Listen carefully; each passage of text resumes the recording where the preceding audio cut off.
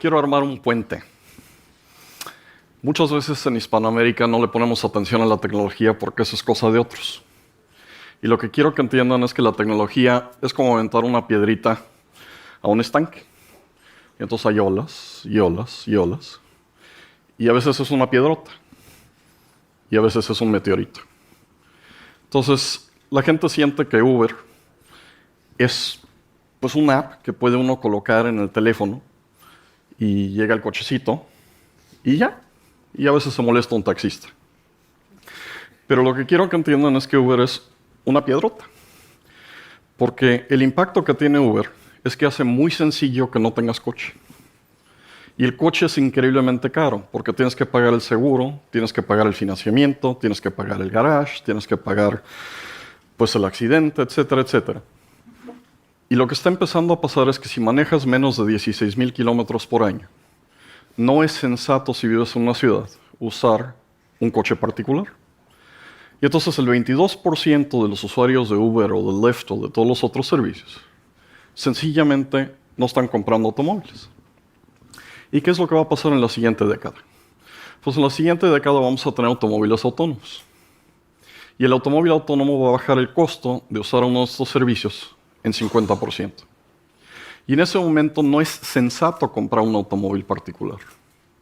Entonces, ¿qué es lo que empieza a pasar en países como Brasil o México o lugares que tienen grandes empleos, armadoras, autopartes?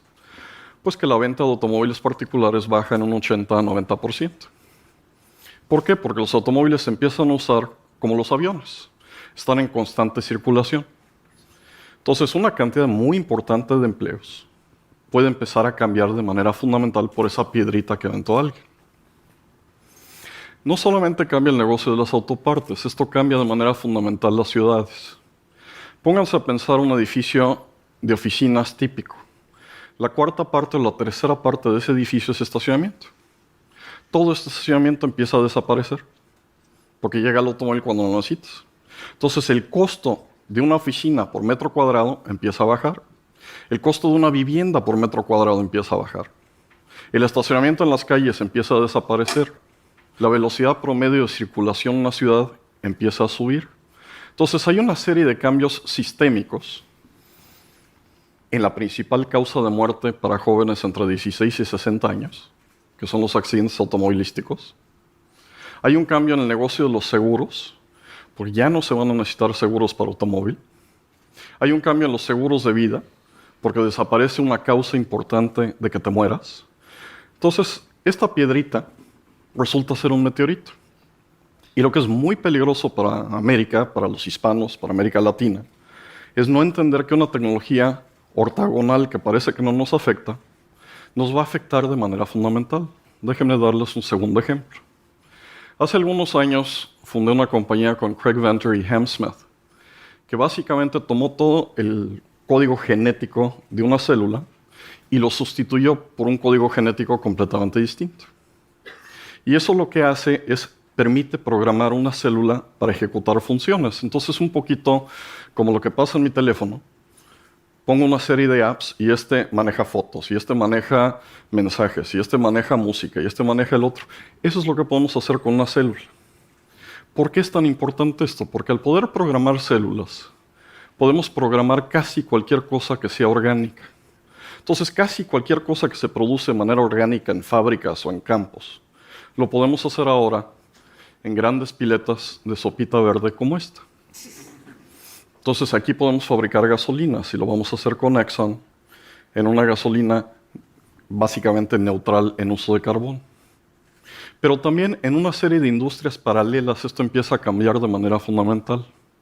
Por ejemplo, si estás en el campo agrícola, en vez de producir 3 cosechas al año para sacar la proteína de la soja o el aceite de palma o el aceite o el azúcar del maíz, pues ahora lo puedes hacer en celulitas y lo puedes hacer una vez y otra vez y otra vez, produciendo 10 a 100 veces más por hectárea de lo que produces con agricultura tradicional.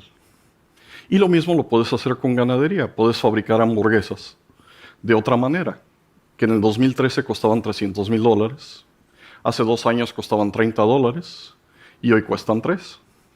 Entonces son cambios sistémicos que si estás en Argentina, si estás en Brasil, si estás en México, es muy importante entender estos pequeños cambios en las piletas que genera la tecnología que se esparcen por toda la sociedad.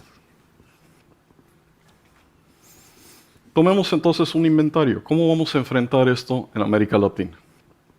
¿Qué es lo que vamos a hacer? ¿Con qué recursos manejamos estas cosas? Esa fue una discusión que tuve en Brasil hace algunos años con miembros del gabinete. Y llegué y les dije, pues miren, yo soy un pobre mexicano, quiero entender de ustedes que son los maestros, ¿cómo le hicieron para ganarle a todo el mundo 5 veces? A todo el mundo. Claro, estoy hablando de fútbol. Y bueno, no pueden entender la energía que había en ese salón. Me llenaron todos los pizarrones, me dijeron, me explicaron que los mejores entrenadores y que la excelencia y la especialización y la legitimidad y el apoyo social y todo esto. Y ok, después de 20 minutos les dije, oigan, y en esto de las escuelas primarias y secundarias, ¿cuáles de estos principios los siguen al escoger a los maestros y al escoger a los profesores y al escoger a los alumnos? Les meten mucho dinero, les dan apoyo social, buscan a los mejores entrenadores, hacen una selección nacional. ¿Y cuál es la consecuencia de tratar el fútbol como una competencia mundial en fútbol y que Corea trate a las escuelas como un deporte de competencia mundial? Porque en Corea, cuando tomas una prueba al final de tu preparatoria, eso determina si vas a ir a la universidad, a qué universidad vas a ir y qué vas a estudiar. Y es un sistema absolutamente brutal. ¿Sí? Tiene un costo altísimo en términos de vidas personales, de toda una serie de cosas, pero también tiene una consecuencia para el país. ¿Por qué? Imagínense que están viendo 1 millón de puntitos. Imagínense que son 1 millón de ciudadanos. Entonces, ¿qué es lo que nos pasa a nosotros? Que toma más o menos 726,000 de estos puntitos generar una patente en Estados Unidos por parte de los mexicanos y las mexicanas. Toma más o menos 635,000 brasileños, toma 237,000 chilenos, toma 56,000 españoles, toma 3,000 coreanos, toma 2,000 norteamericanos. Y cuando uno tiene un índice de productividad con estos diferenciales, en términos de creación de conocimientos, porque una sociedad se educa en tecnología y la otra no, pues acaba habiendo una diferencia de 250 veces. ¿Y qué es lo que acabó pasando en esta época donde los conocimientos empiezan a dominar la economía? Pues que la economía de Corea y de México producían prácticamente lo mismo hasta los mediados de los 80.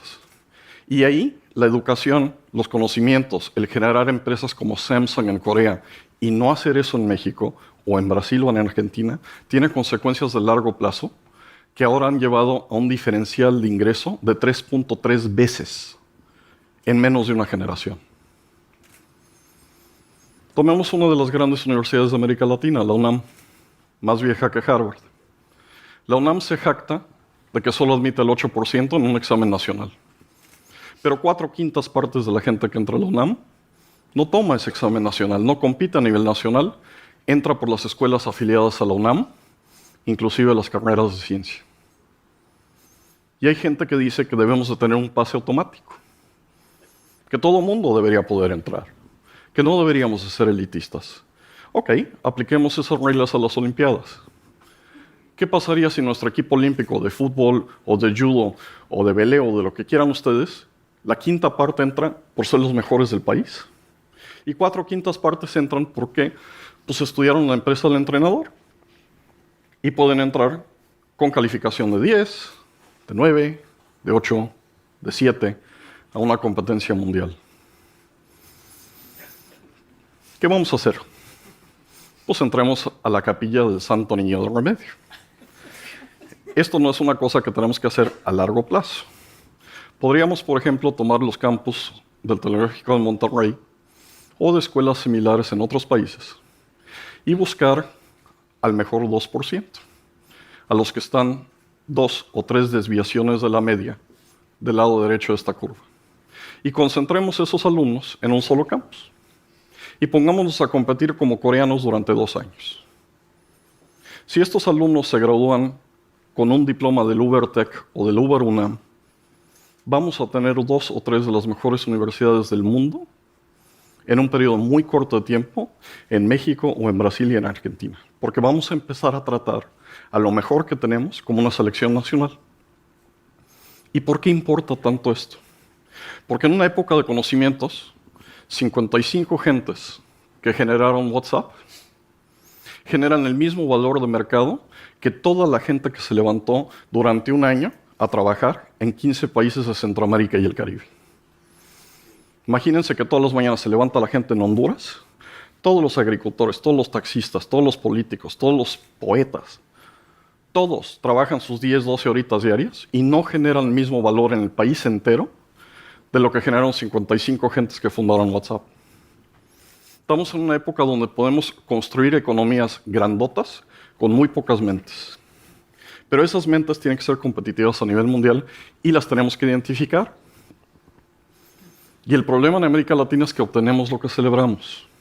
Entonces, pues ciertamente tenemos a grandes deportistas. Y claro, hay uno que otro político que celebramos. Literatos no nos faltan. Pero habrá alguna gente en América Latina que no me puede decir de inmediato quiénes son estos 3. Que no sabe quiénes son Detti, que no sabe quién es Molina, que no sabe quién es Milstein. Y ese es parte de nuestro problema, porque los 3 ganaron el premio Nobel en ciencias. Los 3 deberían ser nuestros héroes. Los 3 deberían ser nuestros modelos. Esa es nuestra selección nacional. Y atrás de ellos hay miles y miles de jóvenes que salen de Michoacán, que salen de Oaxaca, que salen de Paraná, que salen de todas las partes más humildes de América Latina y compiten a nivel mundial en Harvard, en Caltech, en Oxford, y no los conocemos y no los celebramos. Entonces la idea que quiero transmitirles es que hay que entender y celebrar la ciencia y la tecnología y la educación, y sobre todo hay que celebrar la Selección Nacional de Cerebros. Muchísimas gracias.